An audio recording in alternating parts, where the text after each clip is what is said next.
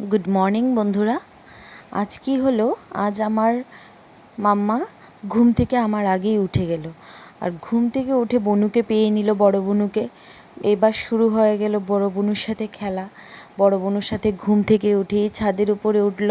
সিঁড়ি দিয়ে ও মনের মতো উঠছে, আস্তে আস্তে করে নামছে।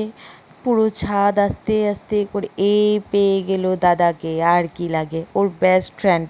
ওর দাদু থাকলে ওর আর কিছুই লাগে না, ওর দাদুর সাথে সারাদিন কাটিয়ে নিতে পারে। এটা হলো ছাদের উপরের গার্ডেন। আমার বাবা সকালেই ফুল পেড়ে নিয়েছে, গাছের সব ফুল, নতুবা দেখিয়ে দিতাম কিভাবে ফুল ফোটে। কারণ আমার মা সকাল সকাল ঠাকুরকে একটু বাল্যভোগ দেয়, তো ফুলটা তখনই সকাল সকালেই পাড়া হয়ে যায়। হ্যাঁ, গাছে সাদা জবা, লাল জবা, ভ্যারাইটি ধরনের জবা আছে, তো পাড়া হয়ে গেছে সব ফুল মোটামুটি।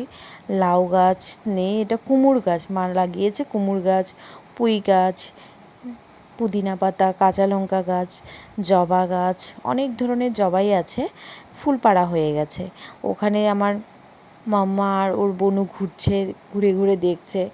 এই শুরু হয়ে গেল মাম্মার পড়াশোনা, বনুর পড়াশোনা। ওর বনুর ড্রয়িং কপি নিয়ে ও যা করছে, বেশ একদম সব ভণ্ড করে দিচ্ছে ও সব কিছু। এইভাবে ও কোনো বুকস নিয়ে বসতেই পারে না, কন্টিনিউ ওর বুকস ধরছে, ওর এই পেন ধরছে, ড্রয়িং পেন্সিল, মানে বলে লাভ নেই। এইবার তো শুরু হয়ে যাবে। ব্রেকফাস্টের টাইম হয়ে গেল মামার। ব্রেকফাস্ট কী করবে ও, চিৎকার, খাওয়ার আগেই চিৎকার। বাটি আর চামচ দেখলেই বুঝে নেয় আমার মাম্মার। প্রস্তুতিটা তো সেইভাবেই আমার নিতে হয়। মাম্মা, কী হলো মাম্মা? গুড মর্নিং বেটা। এই হলো মাম্মার, শুরু হয়ে যাবে এখন ওর। তো এইভাবেই শুরু করছি আজকে আমি সকাল থেকে ব্লগটা। তারপর মার সাথে দেখি রান্নায় কিছু হেল্প করতে পারি কি না। মাকে আজকে বললাম, রান্না তো করবে মাই, তো বললাম কারকলের পুর করার জন্যে। তো কারকলের পুরের প্রস্তুতি চলছে, নারকেল দিয়ে পোস্ত বাটা আর কি অন্য কিছু মা নিয়েছে, ওগুলা দিয়ে আজকে মাকে বললাম একটু কারকলের পুর খেতে ইচ্ছে করছে। তো বেশ মার সাথে আমিও একটু হেল্প করেছি। এগুলো রেডি টেডি করে বানিয়ে কারকলটাকে বয়েল করে কারকলের ভেতরের এটা বার করে নিলাম। তারপর কী করলো, নারকেল একটু বাটা, পোস্ত বাটা, লঙ্কা, যা যা লাগে একটা কারকলের পুর তৈরি করতে, সেইগুলো দিয়েই পুরটা তৈরি হয়ে গেছে। ওটার মধ্যে আবার ওগুলো পেস্ট করে একটু হালকা করে এগুলো ভরে দেওয়া হয়েছে কারকলের ভেতরে। ওগুলাই আজকে আরও অন্য কিছু রান্না হয়েছে, ওটা আজকের জন্য মাকে বললাম আমার খেতে ইচ্ছে করছে মা, ওটা আজকে বানাতে হবে। তো মা বললো ঠিক আছে, ওটা আজকে হয়ে যাবে রান্নার মধ্যে। ওদিকে বাবার সাথে খেলছে আমার মাম্মা, বনুর সাথে খেলছে।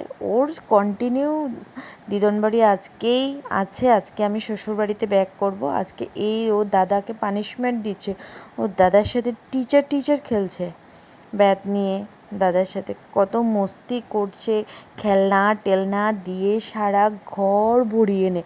কী করবে ওর দিদনার দাদু আছে, সবটা পরিষ্কার করে কতবার দিনে এইটা এইখানে, ওটা ওটা এখানে সেখানে, এই চলতে থাকে। ওর যে কী মর্জি সেটা আমি বুঝিই না। এখন এইটা, এখন সেই খেলনার ওর জন্যে কী বলবো, একটা খেলনা দিয়ে একবার খেলে সে নেক্সট টাইমের খেলনাটা ধরেই না, ভুলে গেলে আবার ধরবেন, নতুবা সে এটা দিয়ে আর খেলবে না, আর একটা নতুন কিছু লাগে। এইভাবেই চলে ওর খেলা। আর দাদু থাকলে ওর আর কিছু লাগে না, দাদুর সাথে এইভাবে খাটে, ওই দাদুর খাটে চলে গেছে। দাদুর সাথেই সারাক্ষণ এদিকে খেলতে থাকবে, দাদুর সাথে উপরে যাবে, এই করবে। আজকে ওর দাদু আছে মানে আর কি লাগবে। আর বনু এসছে, বনুর সাথে মজা করছে। তখন দাদু দিদন বনু থাকলে ওর আর কিছুই লাগবে না, ও ব্যাস বেশ মস্তিতে সারা দিন কাটিয়ে নেয়। ঘুম টুম জোর করে জবরদস্তি আমাকে ঘুম পাতাতে হয় আর কি। ও মনের মতো মর্জির মালিক হয়ে যায় দিদন দাদুর বাড়িতে গেলে। আজকেই ফিরবো আমি শ্বশুরবাড়িতে, চেষ্টা করব নেক্সট ব্লগটা শ্বশুরবাড়ি থেকেই আমি করার জন্যে। ঠিক আছে বন্ধুরা, এখন আমার মাম্মাকে ঘুমানোর পালা হয়ে গেছে, দুপুর হয়ে গেছে। এখন ওকে দেখি, চেষ্টা করব ওকে ঘুম পাতানোর জন্যে, ওকে নিয়ে তারপর আমি যা যা করার করে নেব। ঠিক আছে বন্ধুরা, এখন ওর বনুর সঙ্গেই ঘুমিয়ে যাবে। Tata, by.